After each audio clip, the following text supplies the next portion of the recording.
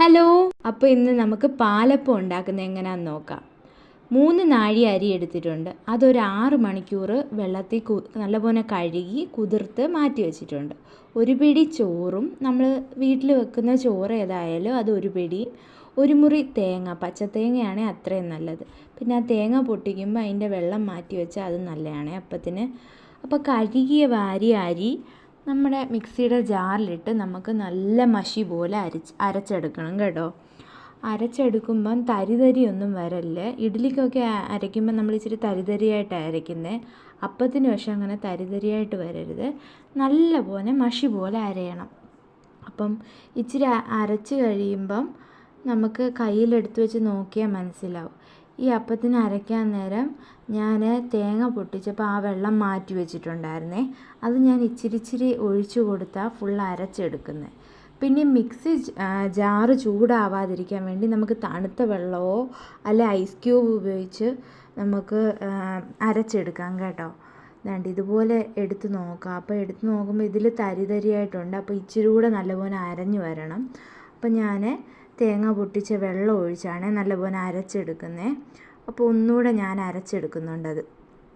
നല്ലപോലെ മഷി പോലെ അരഞ്ഞു കഴിയുമ്പം നമുക്ക് പാത്രത്തിലോട്ട് മാറ്റാം. ഇതാണ്ട് ഇപ്പം നല്ല മഷി പോലെ അരഞ്ഞു വന്നിട്ടുണ്ട് കേട്ടോ. അത് തരിതരിയായിട്ടൊന്നുമില്ല, നല്ല ആ ഫൈൻ പേസ്റ്റായിട്ട് വന്നിട്ടുണ്ട്. നമുക്ക് ഇഡ്ഡലിക്ക് ഇങ്ങനെയല്ല, നമ്മൾ ഇച്ചിരി കൂടെ തരിതരിയായിട്ടാണ് എടുക്കുന്നത്.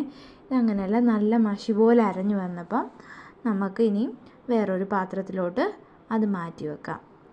ഇനി അരയ്ക്കേണ്ടതെന്ന് വെച്ചാൽ ഞാൻ ഒരു പിടി ചോറ് എടുത്തേക്കുന്നത്. നമ്മുടെ വീട്ടിൽ വെക്കുന്ന ഏത് ചോറായാലും അത് എടുത്ത്, പിന്നെ ഒരു മുറി തേങ്ങ മതിയാവും കേട്ടോ. 3 നാഴി പച്ചരിക്ക് ഇത് ഒരു മുറി തേങ്ങയും ഒരു പിടി ചോറും എടുത്ത് അതിൻ്റെ കൂടെ ഞാൻ ഇടുന്നതെന്ന് വെച്ചാൽ ശകല ഈസ്റ്റ്. അതുകൊണ്ട് ഇത്ര ഈസ്റ്റാണേ, ഈസ്റ്റിൻ്റെ അടുപ്പിലൊരു ശകലമാണ് എടുക്കുന്നത്. പിന്നെ ഞാൻ പഞ്ചസാര ഇടും, അത് ഞാൻ 1.5 സ്പൂണാണ് ഇട്ടേക്കുന്നത്. പിന്നെ ഈ നമ്മുടെ തേങ്ങയുടെ വെള്ളം നമ്മൾ മാറ്റി വെച്ച് അതിൽ അരച്ചെടുക്കുന്നത് നല്ലത്. അതുകൊണ്ട് അത് അരയ്ക്കുമ്പോൾ നമ്മൾക്കിങ്ങനെ അതിനകത്ത് ഇങ്ങനെ ബബിൾസ് പോലെ കാണാൻ പറ്റും കേട്ടോ ഈ മാവ്. എന്നിട്ട് അതെല്ലാം കൂടെ കൈവച്ച് തന്നെ നല്ലപോലെ യോജിപ്പിക്കണം. എല്ലാം നല്ലപോലെ ഇങ്ങനെ കൈവച്ച് കലക്കി മിക്സ് ചെയ്ത് കൊടുക്കണേ. നല്ലപോലെ ഇങ്ങനെ നമ്മൾ കൈവച്ച് കലക്കുമ്പോൾ മുകളിലിങ്ങനെ ആ ബബിൾസ് പോലെ ഇങ്ങനെ പൊങ്ങി വരും, നമുക്ക് അത് കാണാൻ പറ്റും. നല്ലപോലെ കലക്കി മിക്സ് ചെയ്ത് കൊടുത്ത് തവി വെച്ച് അവസാനം മിക്സ് ചെയ്ത് കൊടുക്കാം കേട്ടോ. ഇത് ഞാൻ കൈവച്ച് തന്നെ നല്ലപോലെ ഇളക്കി കൊടുക്കുന്നുണ്ട്. പിന്നെ ഇനി ഈ അപ്പത്തിൻ്റെ മാവിൽ ഒന്നും ചെയ്യേണ്ട, ഇത് തലേദിവസം അരച്ച് വെച്ച് നൈറ്റ് ഫുള്ള് വെച്ച് അടുത്ത ദിവസം ആകുമ്പോൾ ഇത് പൊങ്ങി വരും. അപ്പോൾ പൊങ്ങി കളയാതിരിക്കാൻ നല്ല പൊങ്ങി വരുമ്പം നമ്മൾ വാവിസ്താരമുള്ള പാത്രത്തിൽ വേണം ഇട്ട് വെക്കുക, അല്ലേ അത് പൊങ്ങി കളയാനുള്ള ചാൻസ് ഉണ്ട്. ഇത് വലിയ ചരുവാണ്, അപ്പം പൊങ്ങി കളയത്തില്ല. അപ്പോൾ നല്ലപോലെ ഇളക്കി ഞാൻ മാറ്റി വെക്കുവാണേ. ഇത് ഇളക്കി കഴിയുമ്പോൾ ഈ മാവ് ചൂടായിരിക്കും, കാരണം നമ്മൾ മിക്സിയിലല്ലേ അരച്ചേ. അപ്പോൾ നമ്മൾ അടയ്ക്കാൻ നേരം ഫുള്ളായിട്ട് അടച്ചു വെക്കല്ലേ, ഇച്ചിരി ഗ്യാപ്പ് ഇട്ട് വേണം ഇത് അടപ്പ് അടച്ചു വെക്കാൻ വേണ്ടിയിട്ട്. ഇച്ചിരി ഗ്യാപ്പിട്ട് അടച്ചു വെച്ച് കഴിയുമ്പോൾ ആ ആവിയൊക്കെ ഒന്ന് മാറി ആ മാവിൻ്റെ ആ ചൂടൊക്കെ കണ്ടോ ബബിൾസ് പോലെ നമ്മൾ മാവ് കലക്കിയിൽ വന്നേക്കുന്നത് കണ്ടോ, കാണാൻ പറ്റും വീഡിയോയിൽ. നമ്മളത് നല്ലപോലെ മിക്സ് ചെയ്തപ്പം നല്ലപോലെ എല്ലാം ഫുള്ള് നല്ല മിക്സായിട്ട് വന്നിട്ടുണ്ട്. അതിൽ അടപ്പടയ്ക്കുമ്പോൾ ഇച്ചിരി ഗ്യാപ്പിട്ട് അടയ്ക്കണം. ആ ചൂട്, ആ മാവിൻ്റെ ചൂട് മാറിക്കഴിയുമ്പോൾ നമുക്ക് നല്ല ഇറുക്കത്തി അടപ്പ് അടച്ചു വെക്കാം. അപ്പം അടുത്ത ദിവസം രാവിലെ ആകുമ്പോൾ മാവ് പൊങ്ങി വന്നിട്ടുണ്ട് കേട്ടോ, ഇച്ചിരി പൊങ്ങി വന്നിട്ടുണ്ട്. അതിലോട്ട് ഉപ്പും, ആവശ്യത്തിനുള്ള ഉപ്പും സോഡാപ്പൊടി ബേക്കിംഗ് സോഡ അതിനകത്ത് ഇട്ട് കൊടുത്ത് ഇത് നല്ലപോലെ മിക്സ് ചെയ്ത് മാറ്റി വെക്കണം. ബേക്കിംഗ് സോഡയാണ്, ഇത്രയും ബേക്കിംഗ് സോഡ ഇടുന്നത്. എന്നിട്ട് ഇത് നല്ലപോലെ ഇളക്കി നമുക്ക് മിക്സ് ചെയ്ത് മാറ്റി വെക്കാം. ഇതുപോലെ നല്ലപോലെ എല്ലായിടത്തും ആവുന്ന വിധത്തിൽ സോഡാപ്പൊടി ഇവിടെയും കട്ട പിടിച്ചിരിക്കും.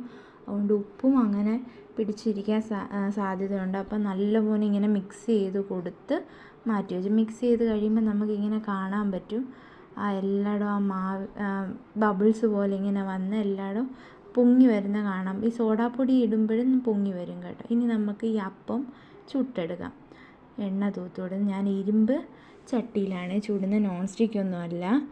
ഇതിൽ മാവ് ഒഴിച്ച് കൊടുക്കാൻ പോവാം. എന്നിട്ട് തുണി വെച്ച് പിടിച്ച് നല്ലപോലെ ചുറ്റി വെച്ച് അടച്ച് വെച്ച് നമുക്ക് അപ്പം ചുട്ടെടുക്കാമേ. ഇതാണ്ട് മാവൊഴിച്ചു.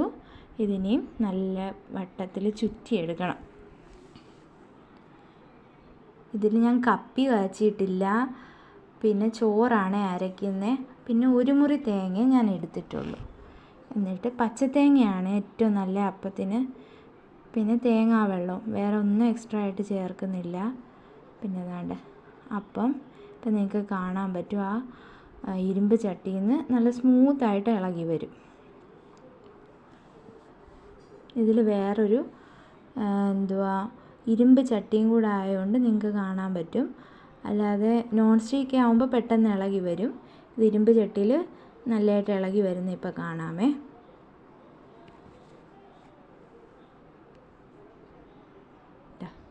കണ്ടോ, നല്ലപോലെ കൈവച്ച് തന്നെ എനിക്ക് ഇളക്കിയെടുക്കാൻ പറ്റും. നല്ല മുരിഞ്ഞ് നല്ല അടിപൊളി പാലപ്പം റെഡിയാണേ. അപ്പോൾ ഇതുപോലെ നിങ്ങൾ വീട്ടിലുണ്ടാക്കി നോക്കണേ. കപ്പിയും കാച്ചേണ്ട ഒരു പാടില്ല. തലേദിവസം അരച്ച് വെച്ചാൽ നല്ല അടിപൊളി അപ്പം ഉണ്ടാക്കിയെടുക്കാൻ പറ്റും. അപ്പോൾ എല്ലാവരും ചാനൽ സബ്സ്ക്രൈബ് ചെയ്യണം, ലൈക്ക് ചെയ്യണം, ഷെയർ ചെയ്യണം, സപ്പോർട്ട് ചെയ്യണം. ഇനി ഇതുപോലത്തെ വീഡിയോസൊക്കെ ഇടാമേ. ഓക്കെ, ശരി, ബായ്.